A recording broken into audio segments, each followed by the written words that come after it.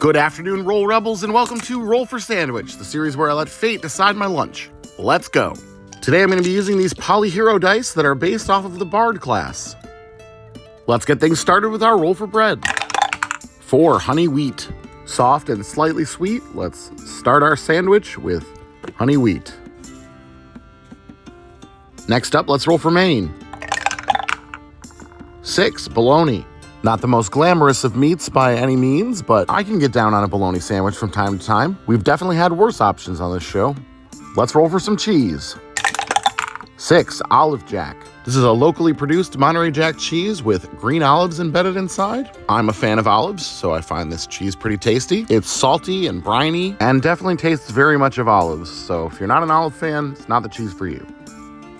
Let's rustle up some roughage. 2 red banana and 6 spinach. In the United States, we are most used to seeing the yellow cultivar of banana known as the Cavendish, but this red variety, Musa acuminata, is popular in some parts of Southeast Asia and India. It is softer, creamier, and a bit sweeter than the Cavendish, and some even say the taste has a hint of raspberry flavor. Though nice on its own, I'm not sure how it's going to be on this particular sandwich. The addition of spinach will add a little bit of bitterness and bulk to the sandwich, and for this particular sandwich, it's a pretty neutral addition. Let's get wild with the wild magic roll. Well, that's never happened before. I guess I will have to re-roll it. All right, wild magic, take 2. 15 black lava salt. I got this black lava salt when I was in Iceland back in November. It has a little bit of a smoky flavor and is essentially salt and activated charcoal.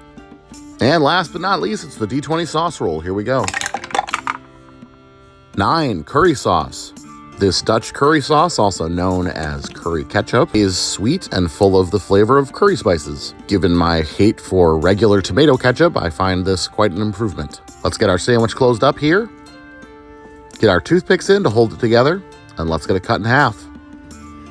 And let's take a look at that cross section. Okay.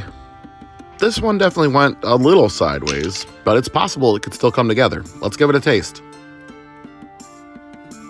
Yeah, I mean, it's not outright terrible. I think the combination of the curry sauce and red banana is really nice. The problem is the cheese. That overwhelming olive flavor clashes with just about everything else in this sandwich. At least the things that are the most flavorful. You have some elements fighting for the sandwich to be sweet and aromatic, and others fighting for it to be olives. And I like olives. It just doesn't work with the other elements.